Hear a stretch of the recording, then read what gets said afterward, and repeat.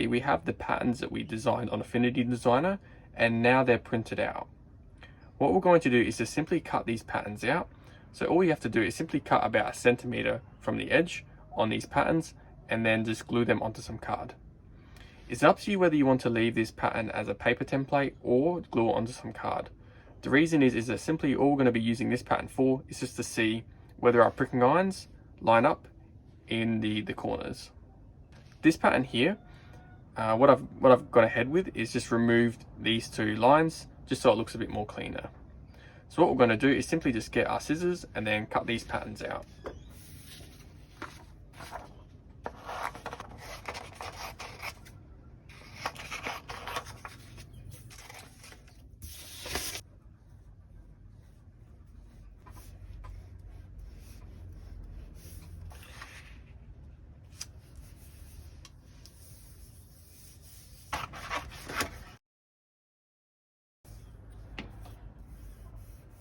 While those patterns are drying, we're going to move on to this one here. So this was that piece that was longer than the A4, as you can see. And I'm going to show you how to cut this out and then glue this onto some card. As you can see, we have this line here and this line here. So we're going to be using this piece here and this piece here. Simply get your ruler. And what we're going to aim for is we're going to line up this ruler along that line. Simply get your utility knife, line it up, and what I like to do is I like to have the ruler against the left side of that line. So remember, we're going to line this up on the left side of this straight line. I'm going to cut through.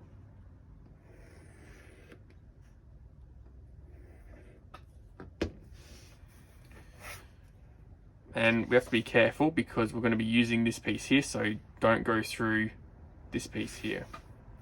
What we're going to do is line up this ruler exactly on the left side of this line, like we did here. And then same thing, go through. And be careful not to go through onto the pattern here. Yep, that's cut through. And then what we can do is just cut a line through this pattern.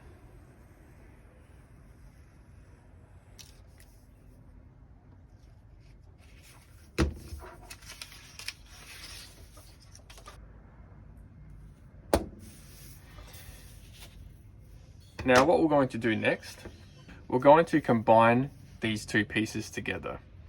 Before we glue these together, we need to trim these excesses here, because what will happen is that if we place these together, if these excesses here, these paper here, can hit first before this line does. And what that will mean is that you won't have a completely straight line. And to prevent that from happening, what we're going to do is use some scissors to remove the excess on both of these. Simply just get some scissors, and simply where that line is there, we're going to cut like that.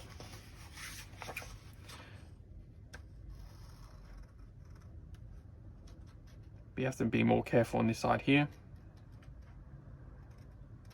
Cut there.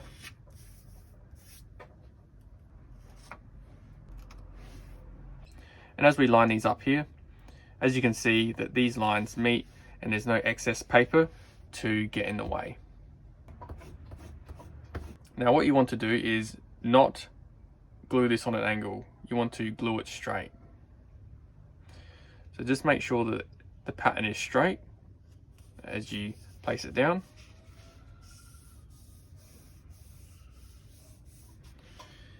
And that looks not too bad. It's on a slight angle, but that looks fine. Next thing to do is just hover this pattern over this, just to make sure the pattern is actually going to be on the card. It's not going to be angling off the card like this. And then what we're going to do is just hold the pattern up, and then what you want to do is just line up the pattern like this.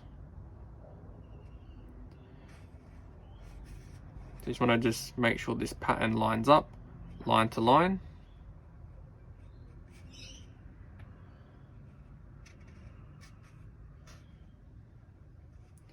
And then just let the pattern fall down. And then just simply flatten the pattern down. And as you can see, that's how we have lined up the patterns.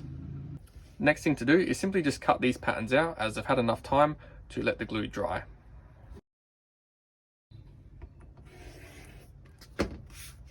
When it comes to cutting this one out here, I'm going to show you how to do that. Simply just line up the ruler along the straight lines, and then just go through like you would normally on a straight line. On this piece here, I've simply just cut the straight lines on all the edges. Now with these corners here, the utility knife will struggle with going around sharper corners. On these wider corners, you could use a utility knife to go around. However, on these shorter corners, you might struggle. So you can simply just cut straight along the corners. However, what I like to use is a simple straight blade skiving knife.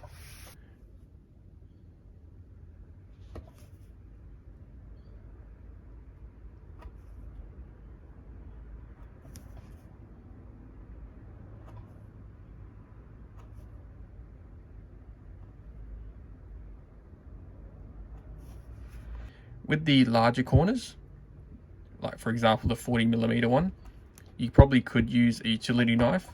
However, I just find using a skiving knife and just gently going around the corner to be much more easier.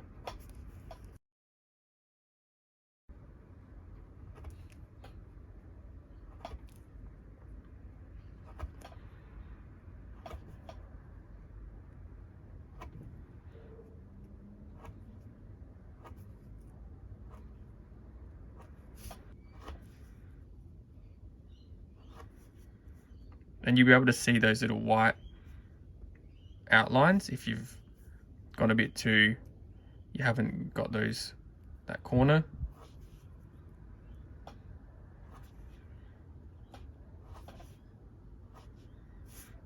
And you can go back if you like, but if it's not too bad, then that's completely fine, because you don't want to make, if it's too close like this, you have to be extremely careful, because you could end up doing worse than just leaving it how it is.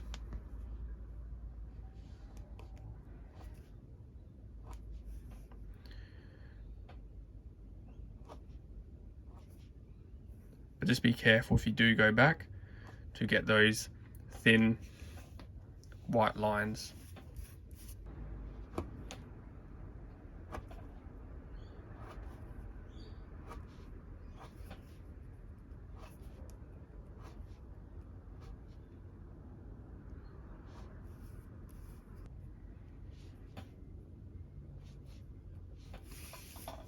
And that's how you can cut corner radiuses.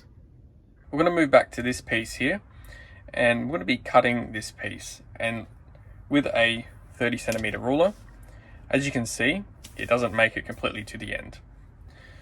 So what we're going to be needing is a longer ruler, and I do have a 40cm ruler that I can use, but I'm going to use a 1m ruler just to show you what to do if you are cutting a longer piece of card. I've just changed the camera angle, so I'm standing here still, just change the camera angle. Now to start off with, we're simply going to stabilize the top of the ruler, and you can use a weight for this. So simply just line up the ruler along the edge of the line, and simply what I'm going to use is just the marble slab that I would normally use. And you can use a weight for this. You could use pretty much anything that is weighted to just simply hold that ruler down. And you want to pretty much place the marble slab on when the ruler is lined up. So I'm simply just going to line up this ruler and then place the marble slab down. It's a good idea to also stabilize the other end as well. But in the case of this, it's not very long, it's only 35 centimeters, and I can use my hand as I go along. But if you are cutting a longer piece, it's a good idea to stabilize this other end of the ruler, so you have a weight on both top and bottom. But I'm just going to use my fingers to stabilize it, that's fine. Simply just like you normally would, and just as you cut through, just move your fingers, your hand down.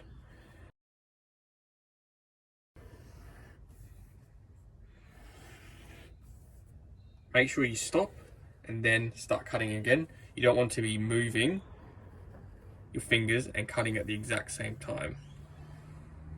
I think that's cut through. Yep.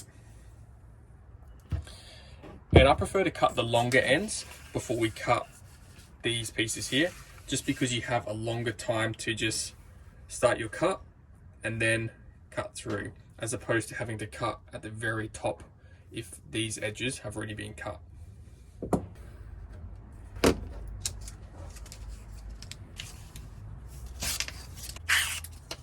You can use that exact technique if you're cutting leather or if you're cutting out a longer pattern template. And then we'll just do these sides here.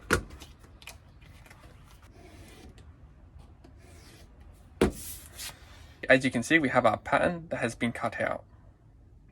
What we're now going to do is we're going to use our pricking irons and go through this pattern, lining up the pricking irons with the squares. And what we're going to do is just get our pricking iron and make sure that the teeth are going directly in the middle of the squares, and then we're going to go through all the way around.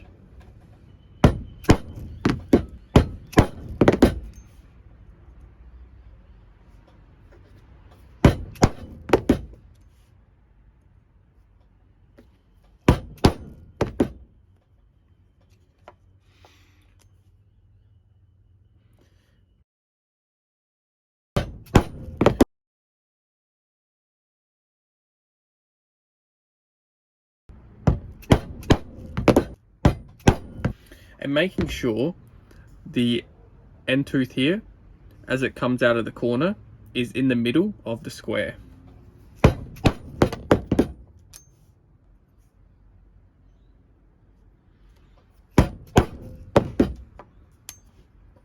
as you can see, the pricking iron lines line up very nicely. What you can do is compare both these patterns to see where the pricking iron holes ended up on both of these. What you can do is just place the patterns next to each other to see where these stitch holes ended up on both sides. You can do the same on this side here, and then you can also do the same on this side here. Another thing you can do is just measure. So for example, just move the patterns here, and I'm going to get the ruler and just measure where that pricking iron went into from the edge. The 3mm mark is at the top of that square. So that top line here is 3mm. And as you can see, the hole is a bit further down from that line. So it's about 3.2, 3.3, like we measured in the design program. With the graph paper, we can do exactly the same thing. So measure where that pricking iron stitch hole went. And I would say it went, on this one here, it actually went just under 3. Roughly 3 to 2.9mm from the edge. So as you can see, even there's a slight, it's not exactly 3mm. But this is the thing, when you're doing handmade, you know, when you start using your pricking iron, you can get slightly out, exactly not 3mm or whatever. But that's completely fine. And using our pricking irons, we can actually see where the pricking irons would actually go. So that's a good indicator of the pattern that we're using and how that would work with our pricking irons. So that is a good indicator to know what the pattern size is and then where our pricking irons would go. in regards to this pattern here, we can see where that pricking iron tooth would end up. And as you can see, that pricking iron tooth is just before this front pocket here. So that's completely fine to keep the front pocket how it is. As you can see, we've covered a lot of information in this course, and it's up to you which pattern making technique you want to use. I've also included in this course the PDF pattern for the corner radius, the PDF pattern for this piece here, so you can see where your stitching chisels or pricking irons end up. The PDF pattern for this, so you can actually test out your skills on this one here, and also the PDF pattern for the minimalist wallet. So there's so much when it comes to pattern making. Of course, you don't want to overcomplicate it. You want to keep it simple because this can look very overwhelming. But remember, as long as you just learn the basics of pattern making and apply it to this minimalist wallet, start small and work your way up. And as you develop pattern making skills over time, it will become a lot more easier.